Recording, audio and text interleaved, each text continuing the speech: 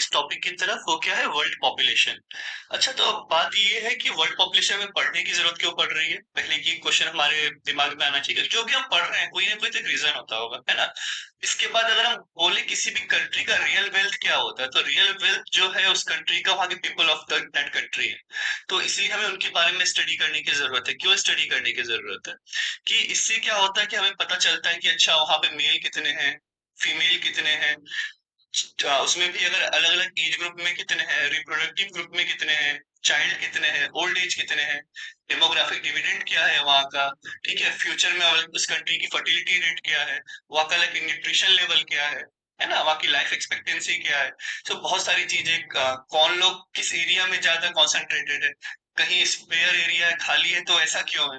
तो बहुत सारी चीजें होती है जो ज्योग्राफी हमें बताती है, और इसलिए हमें ये सब चीज की स्टडी करनी पड़ती है ना। कि लोग अगर कहीं रह रहे थे एक पर्टिकुलर एरिया ही में क्यों रहना चाह रहे हैं। जैसे कि अगर हम देखते हैं इधर यूपी बिहार, उधर एक बेल्ट पे बहुत ज्यादा पॉपुलेशन है, क्यों है? क्योंकि वहाँ पे ऑब्वियसली बात, गंगा रिवर है, और वहाँ पे काफी एलुवियल सॉइल है। सो वहाँ पे क्या है कि एग्रीकल्चर जो है, कहीं ना कहीं अच्छा होता है। कि इंसान क्या देखता है पहले, कि हाँ एग्रीकल्चर कहीं से हमें खाना मिल जाए, उसके बाद पानी की प्रॉब्लम उतनी ना हो।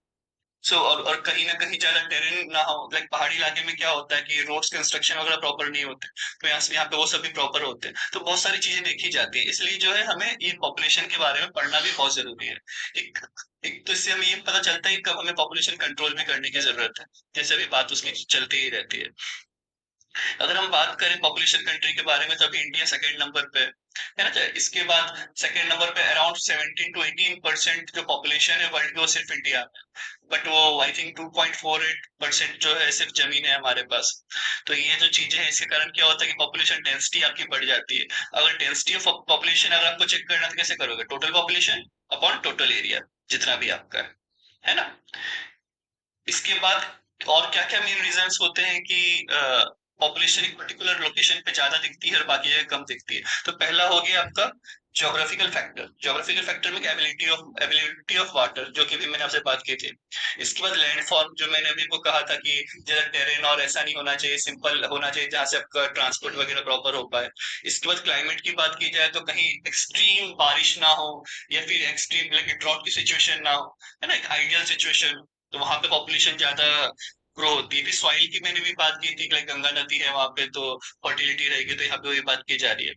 इसके बाद इकोनॉमिक फैक्टर की बात होती है, कि मिनरल्स वगैरह अगर वहां पे अच्छे हो, कि मिनरल्स वगैरह वहां पे जितने अच्छे होंगे, तो वहां पे उन्हें चांस मिलेगा कि ये जो सेमी स्किल्ड और स्किल्ड वर्कर्स है, चाहे वो माइनिंग के थ्रू या जैसे भी, एक वो एक होता है एक अर्बनाइजेशन, कि लोग सिटीज की तरफ भागते हैं, कि वहां पे कहीं ना कहीं थोड़ा चार्म है, या फिर वहां पे आप ये देख सकते हैं कि हेल्थ फैसिलिटीज भी अच्छी हैं, और बाकी बहुत सारी इंटरटेनमेंट की भी चीजें हैं। तो इसलिए भी लोग जो है या इस तरफ मूव होते हैं, है ना। इसके बाद इंडस्ट्रियलाइजेशन, तब जो इंडस्ट्रियल बेल्ट्स है, चाहे यहाँ यहाँ ही है नागपुर में भी मिहान बेल्ट है, मिहान के पास है, तो वहां पे क्या होता है कि काफी लोग वहां पे पहुंच जाते हैं ना, चाहे आपके लेबर्स हो, चाहे ट्रांसपोर्ट वाले हो, चाहे कोई भी हो वहां पे, है ना, जो आपको खाना खिला रहे हैं, जो भी कर रहे हैं।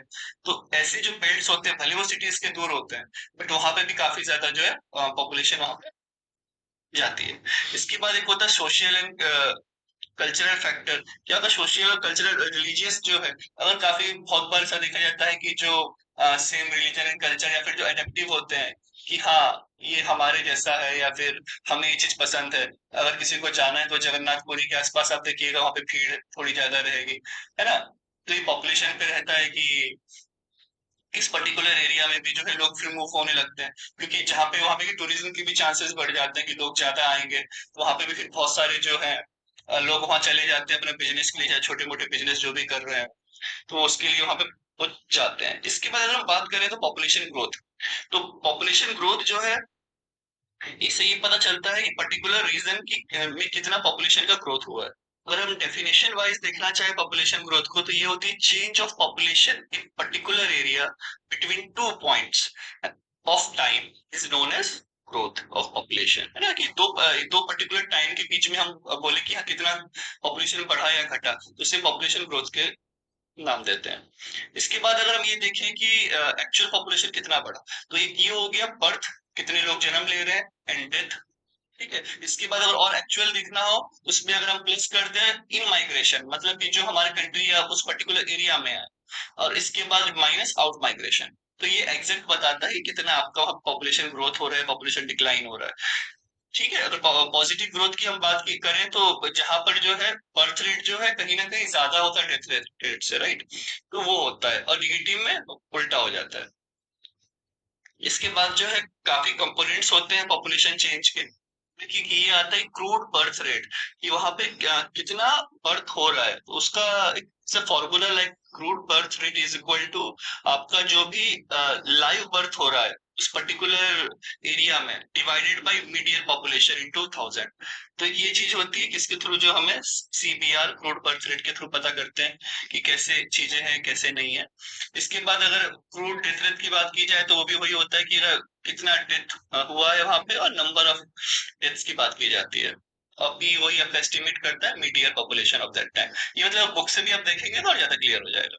इसके बाद ये माइग्रेशन जो है, माइग्रेशन में भी दो चीजें होती हैं, कि अगर सपोज कि मैं अभी नागपुर में काम कर रहा हूँ, तो मैं किस जगह से है ना, एक मुल्ताई जगह है, वहां से मैं यहाँ पे माइग्रेट किया हूँ। अच्छा, मुल्ताई किस चीज के लिए फेमस है? तो मुल्ताई वो जगह है जहाँ से ताप्ती नदी का ओरिजिन हुआ है। ठीक है, तो ये क्वेश्चन सीधे पूछते हैं। और ये बैतूल डिस्ट्रिक्ट में है, क्योंकि वेस्टर्न फ्लोइंग रिवर तो बस दो ही है मेनली जो मेजर है। आपकी एक नर्मदा, एक ताप्ती, तो इनके बारे में पता होना चाहिए। इसके बाद अगर हम माइग्रेशन दो तरीके का, एक प्लेस ऑफ ओरिजिन और एक होता है प्लेस ऑफ डेस्टिनेशन। तो अगर माइग्रेशन की बात करूँ तो मेरा प्लेस ऑफ ओरिजिन मिलता ही था, लेकिन प्लेस ऑफ डेस्टिनेशन क्या है, वो नागपुर है अभी फिलहाल। ठीक है, तो अच्छा दो चीज होती है, एक इमिग्रेंट एंड एमिग्रेंट हम बोलते हैं। तो ये चीज हमें नोटिस करने वाली बात है कि एक ही पर्सन जो है वही इमिग्रेंट होता है और वही एमिग्रेंट होता है।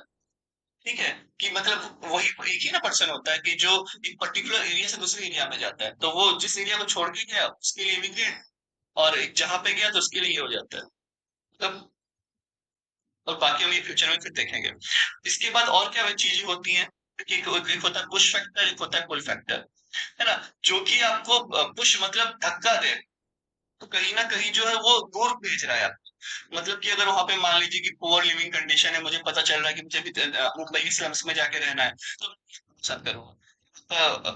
पुअर लिविंग कंडीशन है, अनएम्प्लॉयमेंट बहुत ज्यादा है, पॉलिटिकल टर्मोइल है कि वहां पे बहुत ज्यादा पॉलिटिक्स होती रहती है, भी उतना अच्छा नहीं है, किसी के पास है वहां पे कहीं फ्लड ब्लड ना आ जाए। लेकिन पुल फैक्टर क्या होता है कि नहीं बहुत अच्छा वहां पे जॉब अपॉर्चुनिटी है, सोशल सेफ्टी है कि नहीं?